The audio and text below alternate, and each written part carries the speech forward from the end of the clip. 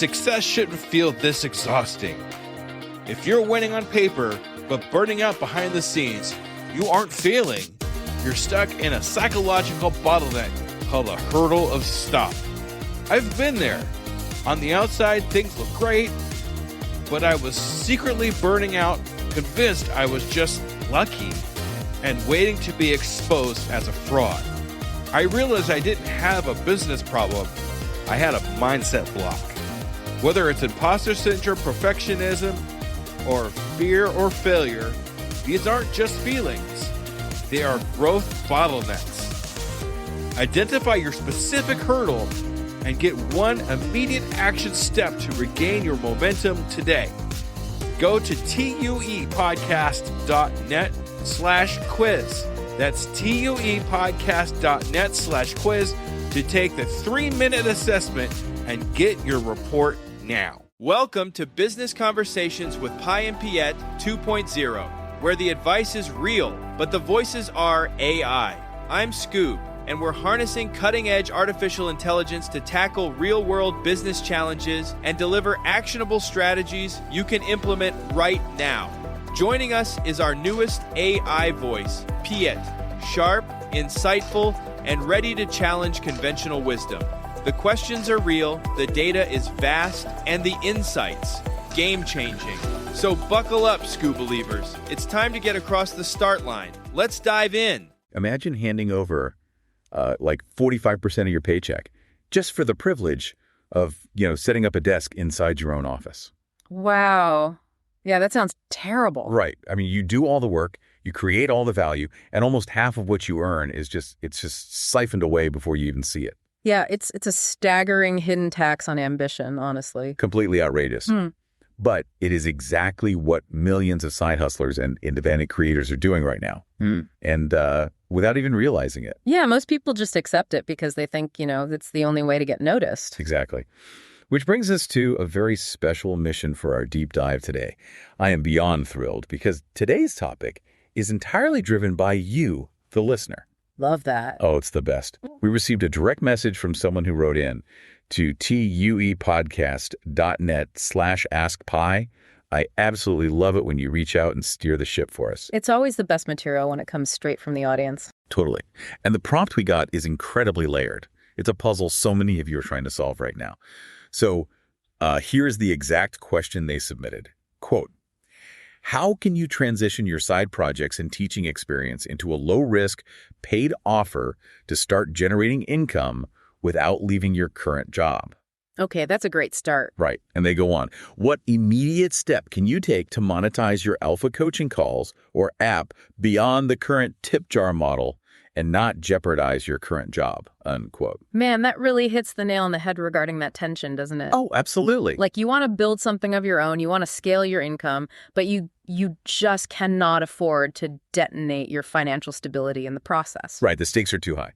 So to answer this, we're cracking open a really diverse stack of sources today. Yeah, we've got a lot of ground to cover. We really do. We're pulling from app monetization guides from Agile Engine and Branch. Yeah. We have career and legal advice from Lifehacker, e-commerce strategies from Selfie and Tutor platforms. Some really good stuff in there. Yeah, and some heavy-hitting masterclasses on sales and YouTube marketing from coaches like Melinda Kitto, Wendy Nolan, Aleric and Brandon Clauser. It's a goldmine.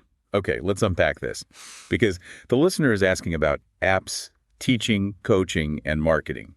It's a lot. It is, but we have to start with the very first constraint the listener put on this entire endeavor, like the words low risk and not jeopardize. Right, the safety net part. Exactly. Before anyone builds a sales funnel or, starts charging for an app, we have to look at the guardrails provided by our Lifehacker source regarding that primary source of income.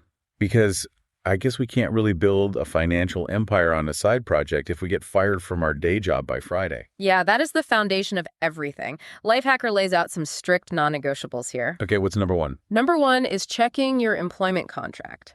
You have to comb through it to ensure there are no non-compete clauses that your side project might violate. Oh, so like legal boundaries. Yeah, you cannot build a tool or offer a coaching service that directly competes with the company paying your salary. I see. Like, If your day job is building educational software for a massive publisher, and your side hustle is a boutique educational app targeting those same schools, Oh, wow, yeah. yeah, you are walking into a legal minefield. That makes sense. But I feel like there is also a mental guardrail here, right? Because, I mean, isn't the whole point of a hustle to, grind late into the night? Right. I read these sources and they sound like they are telling you to play it safe. If I am riding a bike with training wheels, how do I ever get enough speed to win the race? I get that. But think of the physics of your financial life. Your day job is the primary engine, right? Yeah. And the side project is the battery backup. Okay. If you run the engine at maximum capacity all day and then try to drain it further at night to charge this new battery, A whole vehicle breaks down. exactly, it completely breaks down. The listener explicitly asked for sustainable, low-risk income. Right. They did say low risk. Yeah, and immediate high-risk glory usually requires burning the boats, quitting the job, draining the savings, and forcing the hustle to work out of sheer desperation. Which sounds terrifying, honestly. It is, and it's a recipe for catastrophic burnout. The goal is to treat the side project as a serious hobby that, happens to generate a financial safety net. So rely on the skills you already possess, like this listener's teaching experience. Exactly. So you are not climbing some massive new learning curve at midnight. Protect the primary engine first. That makes a lot of sense. So assuming the legal and energetic guardrails are firmly in place, the listener mentioned their first specific asset. Right, the app. Yeah, an alpha app that's currently relying on a tip jar. How do you actually make money on that without, driving all your users away? Our sources from Agile Engine and Branch are fascinating on this point. Oh, yeah. Yeah, the tip jar model. So things like Patreon, Buy Me a Coffee, or just a digital donation box, it relies purely on the unpredictable goodwill of your users. Which is nice, but maybe not a business plan. Right. It is a fantastic way to validate that people like what you do, but it rarely scales into a reliable, forecastable income stream. So what's the move? The transition you need to make is toward a freemium or subscription model. Branch breaks down a concept they call the value ladder. Okay, walk me through the mechanics of that ladder. What does the bottom rung look like? So the bottom rung is your core functionality, and it stays absolutely free. Oh, okay. Keep the free stuff free. Exactly. You do not put a toll booth on the road people are already driving on. That free tier builds daily habits and, user momentum. Makes sense. So what's the next step up? The next rung up is a low-friction, low-cost purchase. Often, this is just a tiny fee to remove advertisements. Okay, wait, let's talk about those advertisements for a second. Sure. If a paywall feels too aggressive for an alpha app, could the listener just, slap some banner ads on the free version and call it a day? Well, Agile Engine provides some pretty sobering math on in-app advertising. Oh. Yeah. They discuss the average RPM, which stands for revenue per mil, or revenue per 1,000 impressions. Okay. An impression simply means an ad loaded and was visible on a user screen. The average RPM is generally between $1 and $5. Wait, really? So if 1,000 people open my app and see an ad, I might only make a single dollar. That is the reality. Wow. Yeah. So if you want to make a meaningful side income, say $1,000 a month, you would need hundreds of thousands of impressions. That's insane. Ads are a game of massive scale, and if this is an alpha app, it likely does not have that kind of volume yet. Probably not. Subscriptions, on the other hand, are a game of retention and deep value. I see the distinction. So going back to the value ladder, how do we structure those premium unlocks using in-app purchases without angering the current user base? You utilize what are called consumables and non-consumables. Like video game stuff. Exactly like that. A consumable is something the user uses up and has to buy again, like virtual currency. Right. For this listener's educational app, a consumable might be purchasing a block of, say, 10 AI-assisted essay grades. Once they are graded, the tokens are gone. And an unconsumable. That's a one-time purchase that unlocks a feature forever. Maybe it is a $10 fee to permanently unlock an advanced lesson planning module. What's fascinating here is it's the underlying philosophy of the freemium model. You aren't forcing them to pay just to use the basic tool. Right. The freemium model works best when the paid upgrade unlocks leverage. You are allowing them to pay to use the tool faster or better or with more automation. Yes, exactly. You keep the free dinner free, but you charge for the VIP kitchen tour. That is the perfect way to look at it. Think about ChatGPT. Oh, yeah. The standard model is free, which drives massive user adoption. But if you want the faster, more capable reasoning model, you pay for premium. Right. You never take away what is free. You only add exclusive capabilities for those willing to pay for speed or depth. Okay, but let's say the app does not have the user base yet to make even subscriptions viable. Sure, that happens. The listener is still sitting on a gold mine of existing assets, which is their teaching experience. How do they monetize what is already sitting in their filing cabinet?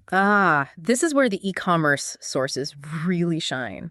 The selfie source highlights the story of Jen Regan. Oh, I loved this part. Yeah, she's a fourth-grade teacher who made $100,000 simply by selling her lesson plans. $100,000 from fourth-grade lesson plans. That is just wild. It is, and it proves a massive economic reality. Professionals, especially teachers, are chronically overworked. Totally. They are actively looking to buy back their own time, and they will gladly pay for robust, ready-made resources. And our listener has this material. Exactly. The strategic question is where to sell it. Right, because the obvious answer seems to be a dedicated marketplace, right? Like Teachers Pay Teachers or PPT. It already has millions of buyers. And that is exactly where the trap lies. It goes back to that 45% hidden tax we discussed at the very beginning. TPT is a popular starting point because of its built-in audience. But the selfie source outlines severe downsides. Like what? First, the platform is extremely saturated, making it hard to stand out. Second, their revenue cut is just enormous. How bad is it? Depending on your tier, they take anywhere from 20 to 45% of your sale. Wow. Yeah. So if you sell a $10 worksheet bundle, you might only keep $5.50. And beyond the money, you don't even own the customer, do you? Nope. Like if someone buys my worksheet on a marketplace, I can't just email them next week to offer them a new coaching program. You hit on the most critical flaw. You have no direct line of communication for future marketing. That's a huge problem. It is. Building your own store on a platform like Selfie flips that dynamic completely. You pay 0% commission on sales, and you own the email list entirely. Okay, but what's the catch? Does it cost a lot to run? The math they provide is incredibly straightforward. The break-even point for running your own Selfie store versus paying a marketplace's premium fees is about $1,200 in annual sales. Oh, so just $100 a month. Exactly. Once you sell more than $100 a month, staying exclusively on a marketplace means you are actively bleeding profits. I mean, I understand wanting to keep 100% of the margins, but leaving a busy marketplace to build your own standalone website. Yeah. It feels like taking your products out of a crowded shopping mall and putting them in a locked warehouse down a dirt road. Yeah. Like, it doesn't matter if I keep all the profits if I have 0 foot traffic. That is a very real risk, and you're totally right to point that out, which is why the sources point toward a hybrid strategy. Okay, a hybrid. You do not have to choose just one. You use the crowded marketplace TPT or whatever platform purely as a top-of-funnel discovery channel. Got it. You list a few of your best, lower-priced entry products there. So you use their foot traffic for acquisition. Yes. And embedded within those products, like literally inside the PDFs themselves, you funnel those buyers back to your own platform. Oh, that's smart. Right. You send them to your store for exclusive bundles, higher tier products, or coaching. You use the marketplace to get discovered, but you transition them to your own store for retention, where you control the brand and keep all the margins. That is brilliant. And the Tutor platform source offers some great advice on what those products should actually look like, too. Yeah, they really emphasize simplicity. They suggest taking the messy materials you already use every day, loose PDFs, video clips, random worksheets, and just packaging them into cohesive, interactive digital books. Exactly. You don't need to invent new curriculum. Right. You just organize your existing alpha materials into a premium format. It is the ultimate low-risk product creation. You are monetizing the exhaust of your day job. Monetizing the exhaust. I love that. Okay, let's look at the final asset the listener mentioned. The coaching calls. Yes, the alpha coaching calls. Because selling a digital worksheet is one thing, but how do we transition free one-on-one coaching calls into high-ticket premium coaching? This is a huge hurdle for a lot of people. It is. I know so many talented people who love the teaching part, but they completely freeze up when it's time to actually ask for money. Yeah, Melinda Kitto's masterclass on YouTube addresses this exact psychological block. She talks about the sheer awkwardness of the free discovery call. Oh, it can be so painful. Right. You over-deliver, you give away tons of value, you completely lose track of time, and then the last 5 minutes arrive. And you just fumble the pitch. Yep. You just sit there hoping they magically beg to pay you for more, which, spoiler alert, rarely happens. Almost ever. People will happily nod, take your free advice, and leave. Melinda emphasizes that if you want to deliver true, lasting transformation for a client, they have to be financially invested. When people pay, they pay attention. Here's where it gets really interesting. Melinda has a non-negotiable rule she calls the no bait and switch. Such a good rule. Right. You must frame the call before it even happens. In the application or the very first email, you tell them upfront, I am going to give you a ton of free value on this call, and if it feels like a good fit, we will spend the last few minutes talking about what it looks like to work together in a paid capacity. It changes the entire dynamic of the conversation. It really does. And she outlines a highly specific 4-step transition formula to use at the end of the call, so the close feels completely natural. Walk us through those steps. Sure. Step 1 is validation. Check that they actually got value from the free advice you just gave. Have them verbalize that the call was helpful. Okay, so get them to say yes. And step 2 is the pivot, right? Asking permission to share a few other gaps or blind spots you noticed during your conversation. Exactly. But crucially, you do not coach them on those new gaps. You just illuminate them. Leave them wanting more. Right. Then step 3 is painting a picture of the promised land. You describe what their life or their business or their classroom would look like with those new gaps permanently fixed. And step 4 is the invitation. Yep. You just say, that is exactly what I help my one-on-one clients achieve. Would you like to chat about what that looks like? It is so clean. It is clean, but I have to ask. I mean, if I tell a prospect up front in the email that this is partially a sales call, aren't they just going to cancel? That's a common fear. It feels like telling someone it's a date when they thought it was just, casual coffee. This raises an important question about the psychology of the buyer, actually. Okay, what do you mean? Hiding the pitch doesn't make the pitch disappear, right? It just creates an undercurrent of anxiety. The potential client knows a pitch is probably coming. If you don't address it, they spend the entire 45 minutes waiting for the other shoe to drop. Oh, so they aren't even listening to you. Exactly, which means they aren't fully absorbing your teaching.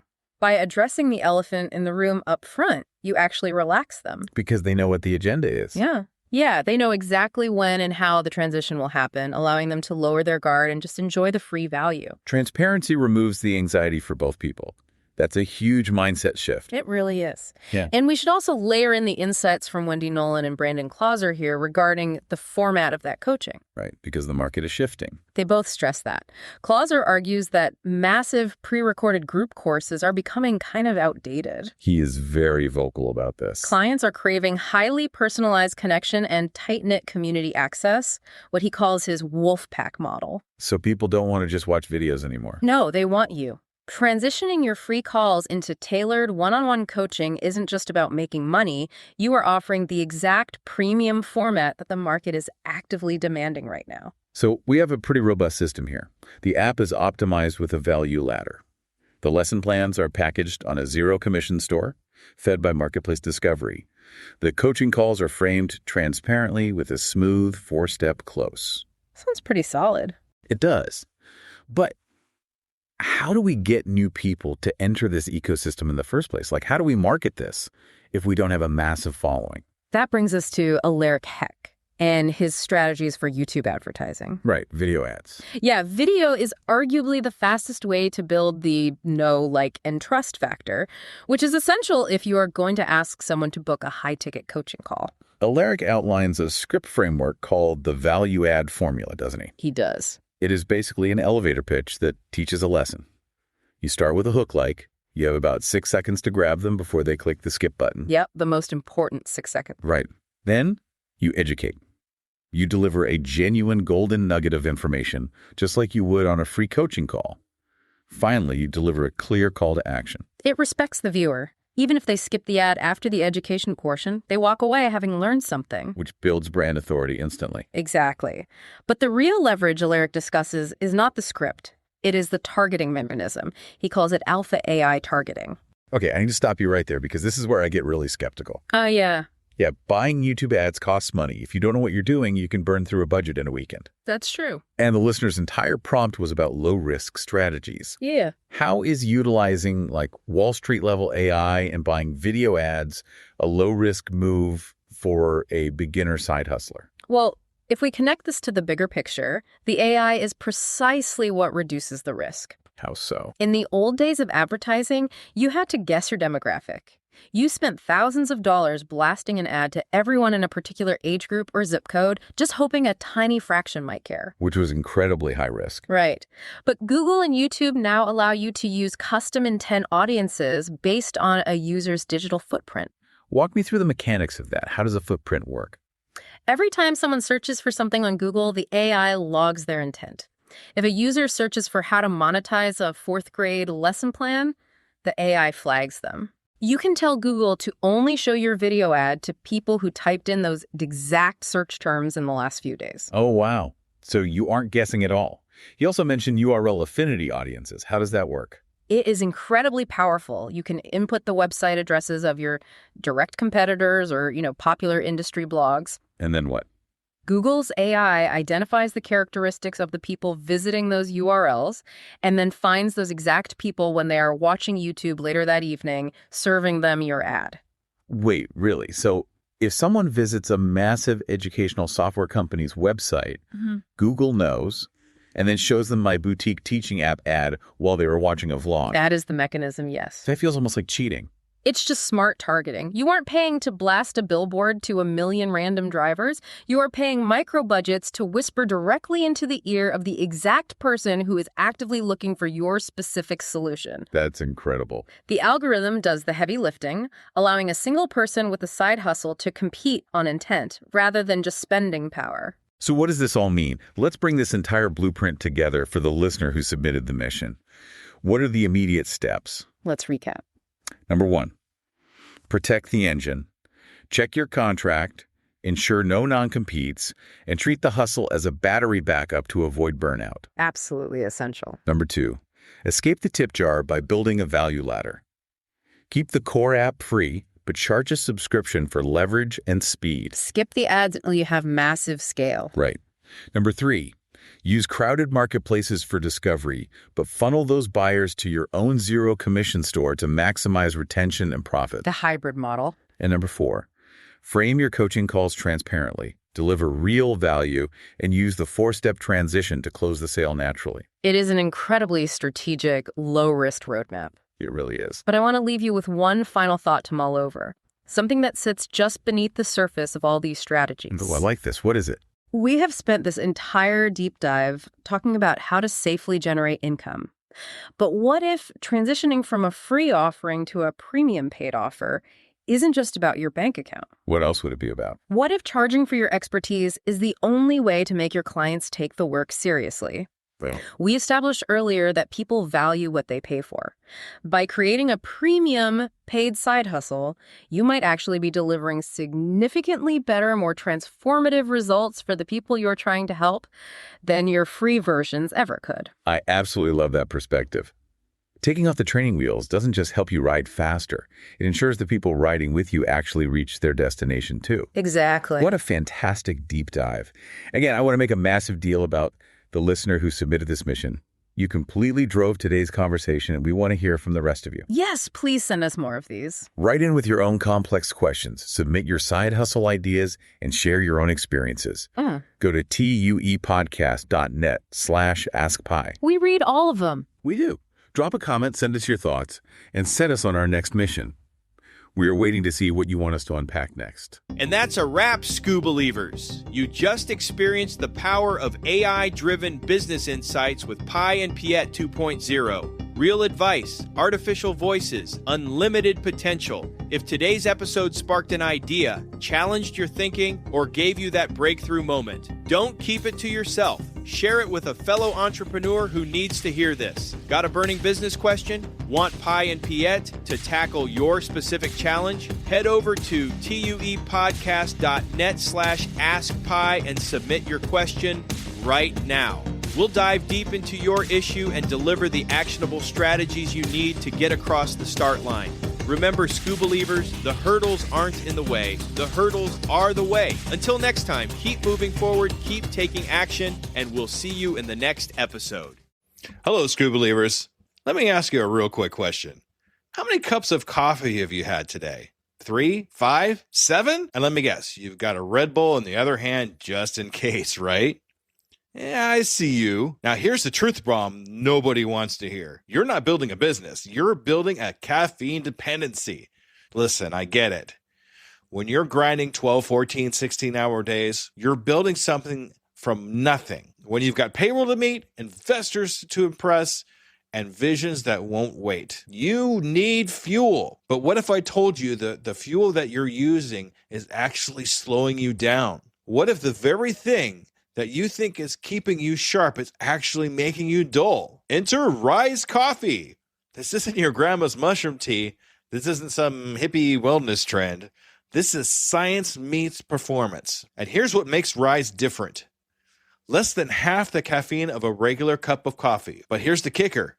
You won't miss it. 6 organic powerhouse mushrooms, including cordyceps, what Olympic athletes use, and lion's mane, what Silicon Valley biohackers swear by. Sustained energy that doesn't spike and crash. We're talking smooth, clean power from morning to moonlight. Crystal clear focus without the jitters. Imagine closing the deal with calm, confident mind instead of the caffeine chaos. Gut health and immune support, because what's the point of building an empire if you're too sick to enjoy it? So here's the challenge to you. Stop borrowing energy from tomorrow. Stop running on fumes and call it a hustle. Stop wearing your caffeine addiction like a badge of honor. Real entrepreneurs optimize, real entrepreneurs adapt, real entrepreneurs win.